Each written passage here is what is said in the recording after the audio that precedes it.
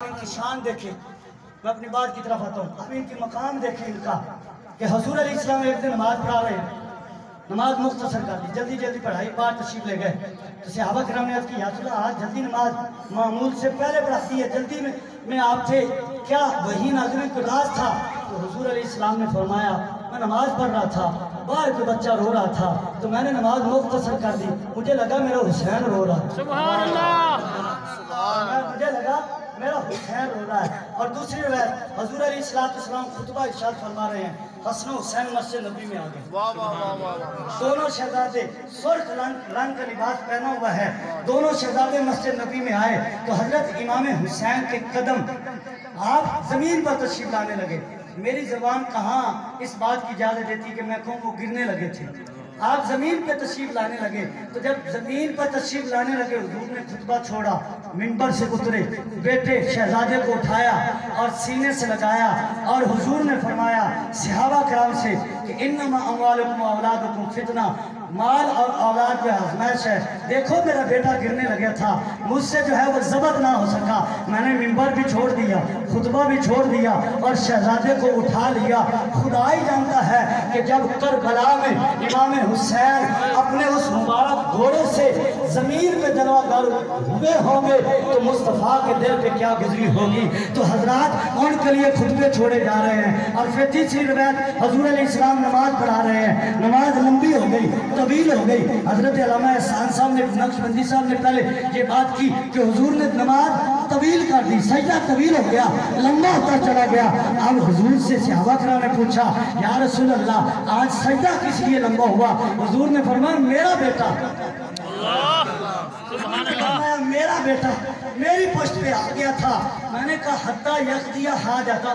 کیا بات, سبحان اللہ, سبحان اللہ. سرکار فرماتے میں نے کہا آج حسین اپنی مرضی کر لے. سبحان اللہ. یارو ولی کی نماز میں کسی غیر کا خیال نہیں آ سکتا.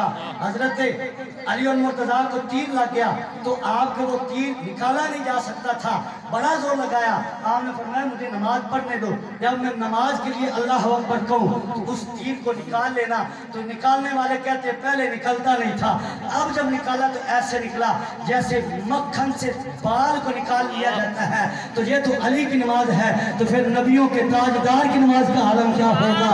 دیکھو تو صحیح, حضور علیہ السلام نماز پڑھ رہے ہیں اور سرکار کیا فرماتے ہیں کہ حسین آ گیا تھا. حضور کی نماز میں حسین آ جاتا ہے.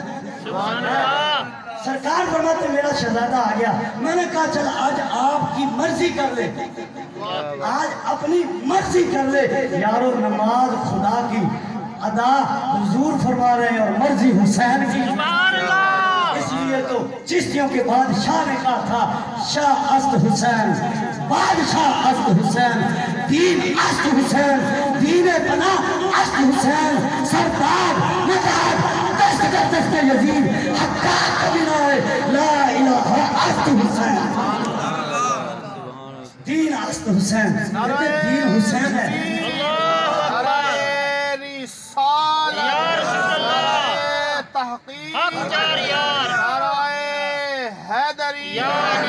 عظمت امام علی مقام زندہ باد. دین است حسین, دین پناہ است حسین. نماز حضور کی ہے, خیال حسین کا ہے.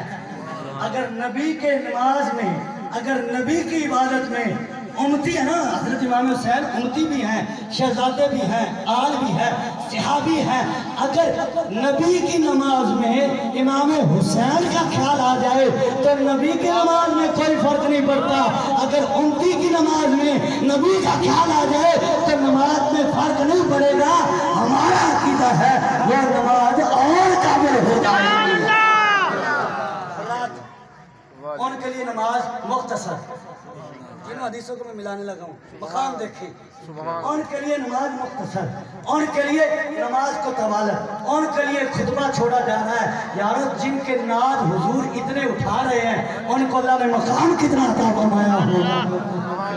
میں حدیث عرض کرنے لگا تھا, دونوں شہزادے حضور کی نماز میں آ گئے, حضور کے قدموں سے لپٹ گئے.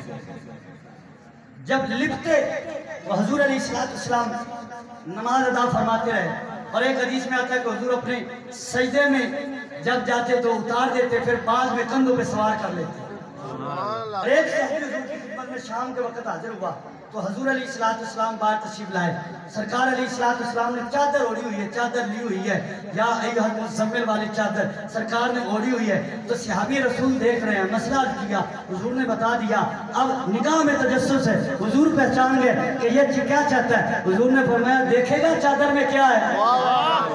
سرکار نے فرمایا دیکھے گا چادر میں کیا ہے؟ تو صحابی نے عرض کی یا رسول اللہ کیوں نہیں؟ تو سرکار نے چادر ہٹائی تو ایک طرف حضرت امام حسن لپٹے ہوئے ہیں، دوسری طرف حضرت امام حسین لپٹے ہوئے ہیں۔ اللہ اکبر، یہ مقام ہے، یہ محبت کا عالم ہے۔ اور سرکار نے ساتھ فرمایا یہ میرے بیٹے ہیں، یہ میرے بیٹے ہیں اور میری بیٹی کے بیٹے ہیں۔ پھر سرکار نے نگاہ کو اٹھایا، آج کی مولا میں ان سے پیار کرتا ہوں، مولا جو ان سے پیار کرے تو بھی پیار کرنا۔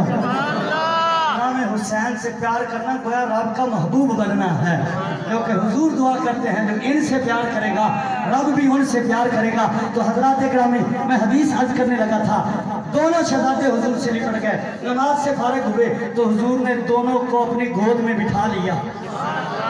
اب دونوں کو گود میں بٹھایا اور بٹھا کر حضور علیہ السلام نے صحابہ کرام سے خطاب فرمایا الا اخبرکم بخیر الناس، فرمایا اے میرے غلاموں، ایھا الناس، اے میرے غلاموں، اور خطاب ساری دنیا کو ہے، اے لوگو الا اخبرکم بخیر الناس جدہ و جدہ، اے لوگو میں تمہیں بتاؤں نا جو نانے اور نانی کے اعتبار سے سب سے بہتر ہے۔ فرمایا الا اخبرکم بخیر الناس ابا و امہ، میں تمہیں بتاؤں نا جو سب لوگوں سے ماں اور باپ کے اعتبار سے افضل ہے، اماں و اماں، چاچے اور پھوپھی کے اعتبار سے سب سے افضل ہے، خالہ و خالہ، جو خالہ اور خالو کے اعتبار سے سب سے افضل ہے۔ تو صحابہ کرام نے عرض کی یا رسول اللہ فرمائیے، تو حضور نے فرمایا الحسن والحسین جدہما رسول اللہ،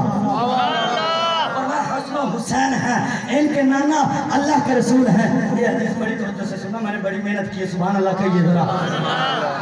تو حضور نے فرمایا جدہما رسول اللہ، ان کے نانا اللہ کے رسول ہیں۔ عظمت دیکھیں کتنی افضل ہے کل جہاں سے گھرانہ حسین کا، آپ کو یہ شعر بھی سمجھ آ جائے گا، افضل ہے کل جہاں سے گھرانہ حسین کا، کہ نبیوں کا تاجدار ہے نانا حسین کا۔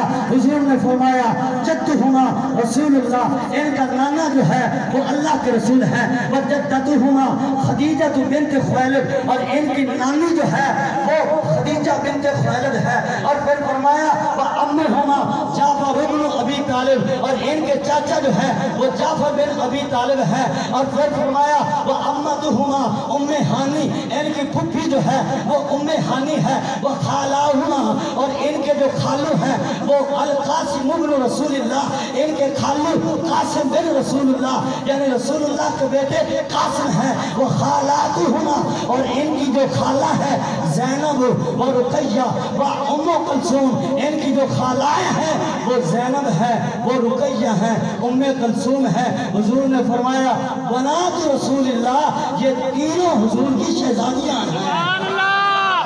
یہ حضور فرما رہے میری بیٹیاں ہیں۔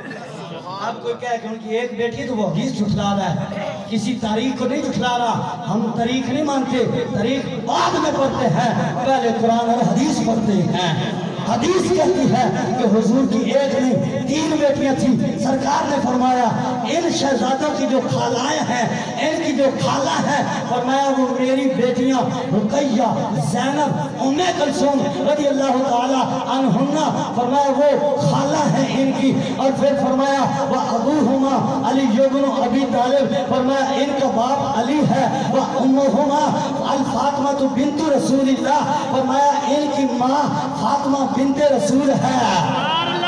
ختم نہیں ہوئی، سبحان اللہ کہیے ذرا۔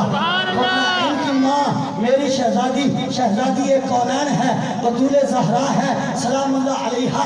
پھر فرمایا جدہما فی الجنہ، ان کا نانا بھی جنتی، وجدتہما ان کی نانی بھی جنتی، وعمہما ان کے چاچا بھی جنتی، وعمتہما ان کی پھوپھی بھی جنتی، وخالہما ان کی خالہ بھی جنتی، وخالاتہما فی الجنہ ان کی خالائیں بھی جنتی، ان کے خالوں بھی جنتی، وابوہما فی الجنہ ان کا باپ بھی جنتی، وامہما فی الجنہ ان کی ماں بھی جنتی، وہما فی الجنہ یہ بھی جنتی، ومن احبہما فی الجنہ فرمایا جو ان دونوں سے پیار کرے گا وہ بھی جنتی ہے۔